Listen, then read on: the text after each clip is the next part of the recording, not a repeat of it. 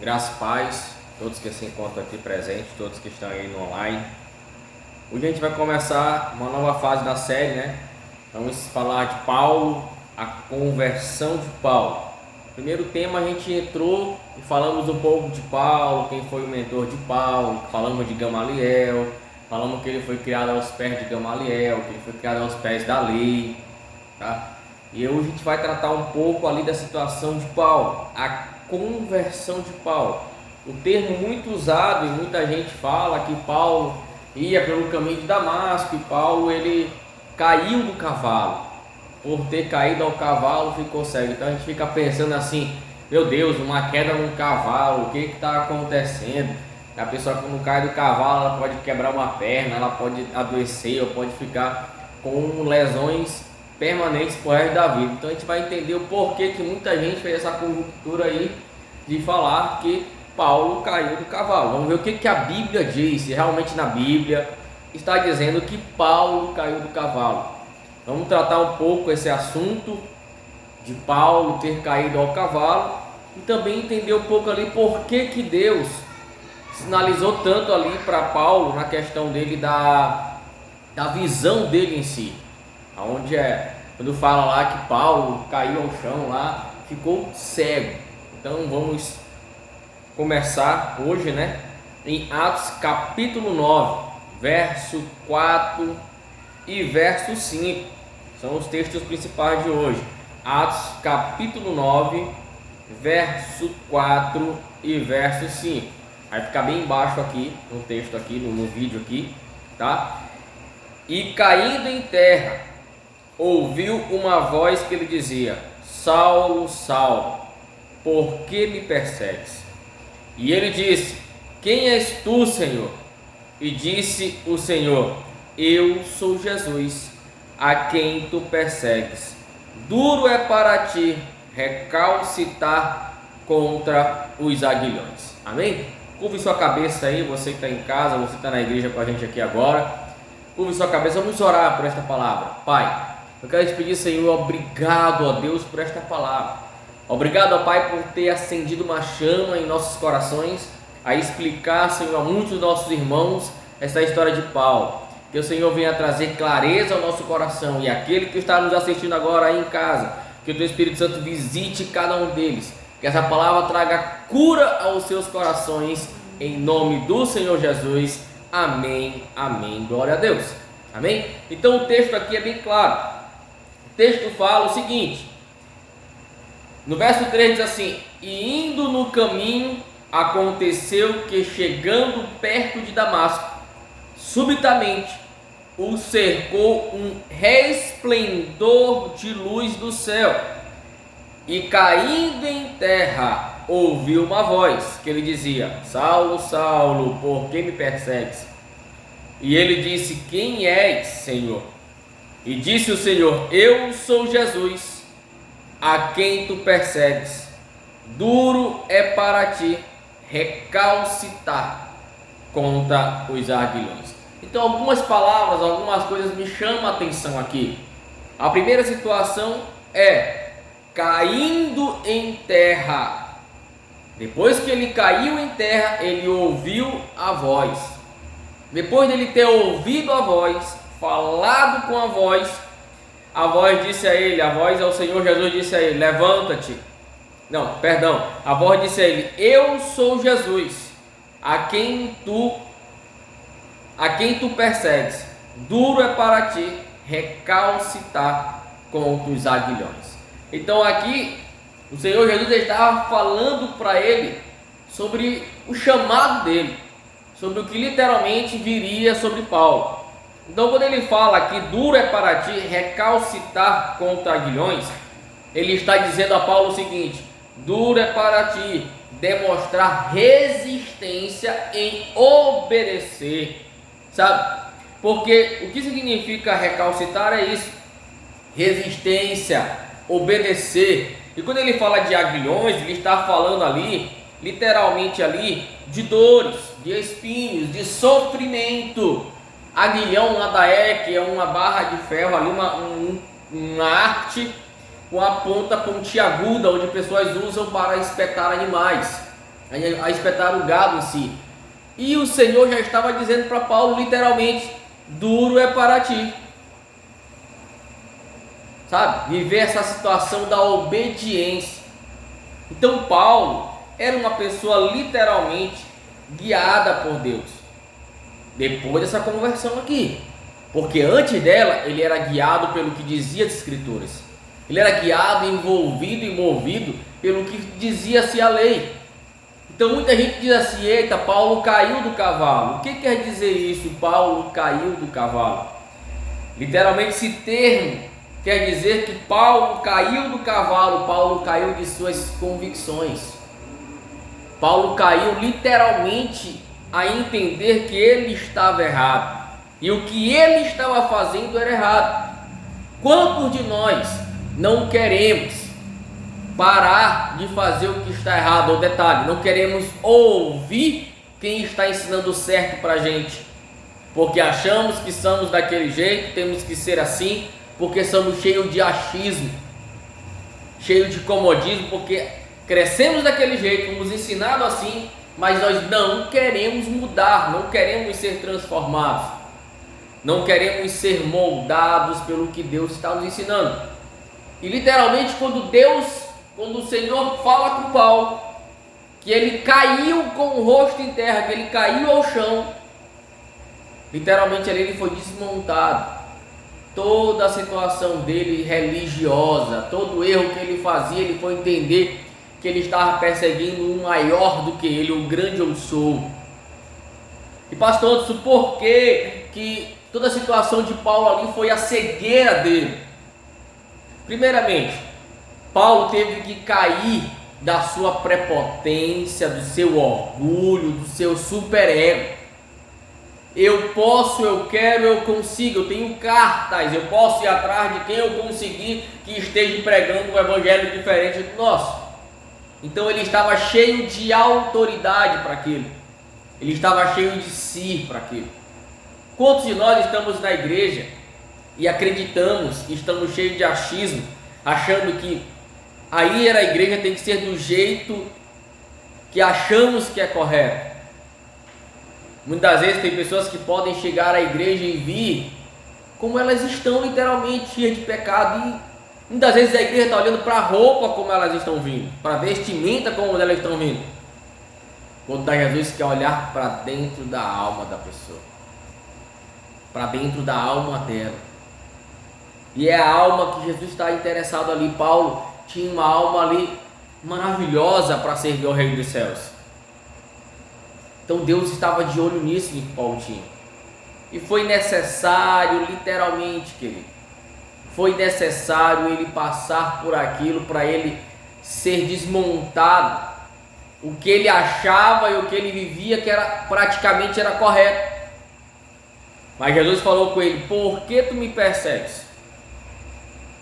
E após essa queda que ele tem ao chão, porque ele não estava em um cavalo, o termo caiu do cavalo simplesmente significa dizer: Paulo caiu de suas convicções ao chão nos pés de Cristo.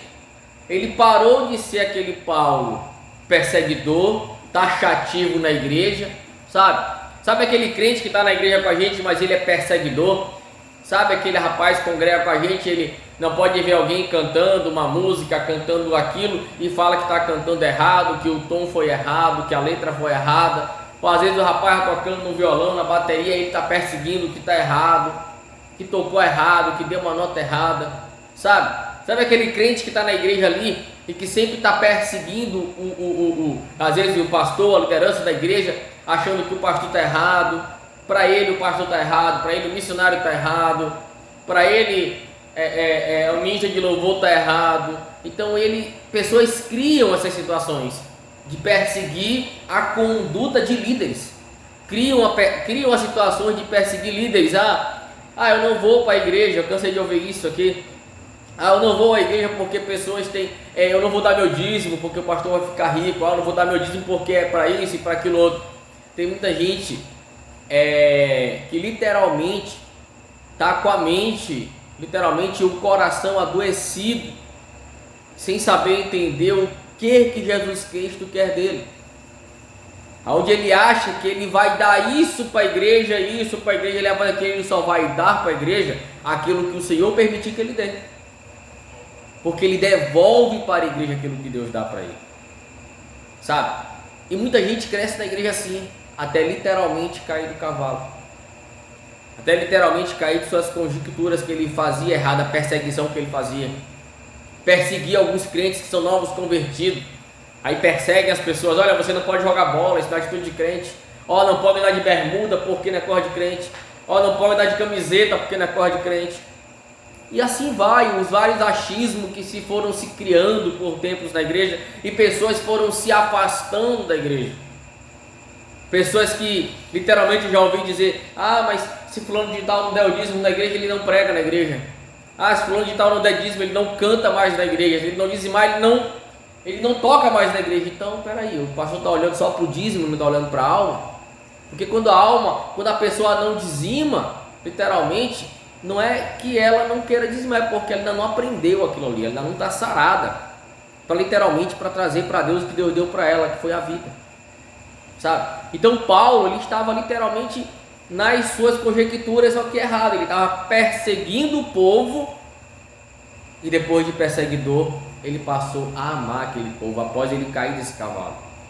Após a queda, ele teve que ficar cego, e a Bíblia relata em si, que literalmente, Paulo ficou por 3 dias, querido, passando um processo com Deus, um processo de libertação. Por 3 dias ele ficou ali a jejuar e a orar. Atos capítulo 9, verso 9.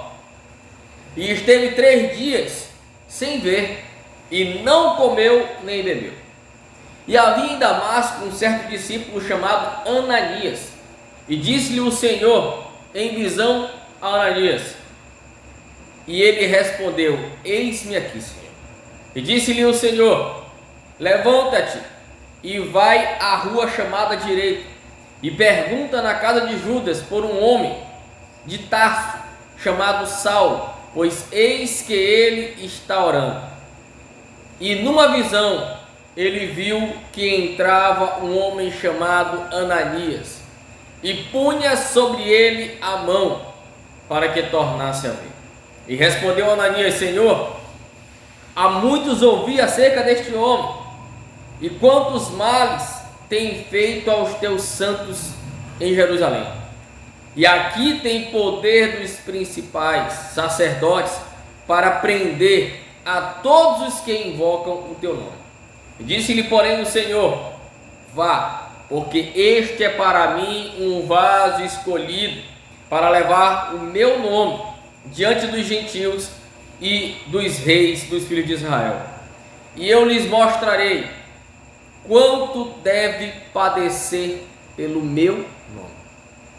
Sabe, literalmente o Senhor já falara com Paulo lá no verso 5, que Paulo ia ser muito duro para ele, o que estava a vir à frente para ele, sabe?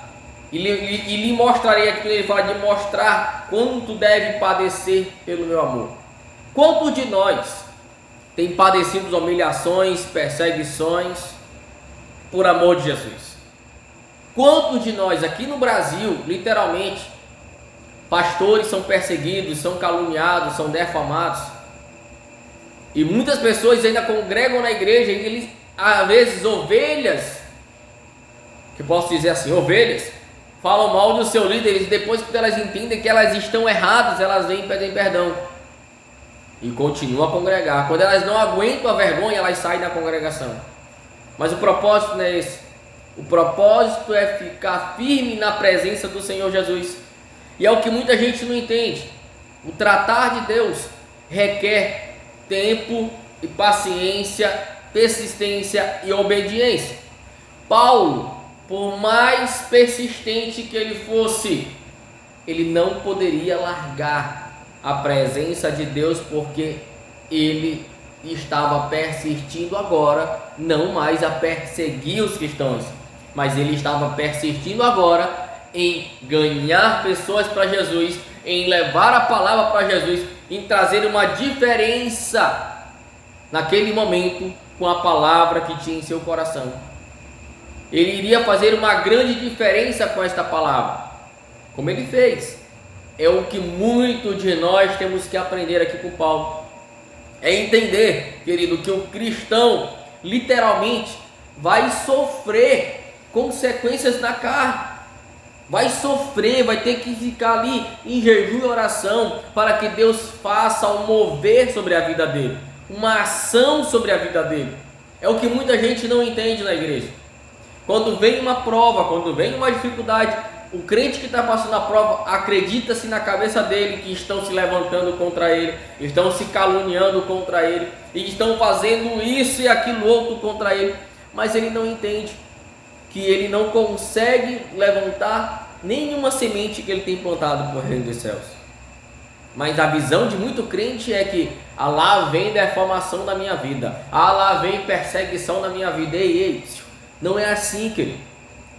Quando a gente não tem Cristo, quando a gente vive no mundo, a gente vive a vida que a gente quer viver. Quando a gente vive para Cristo, a gente vive a vida que Cristo tem nos dado.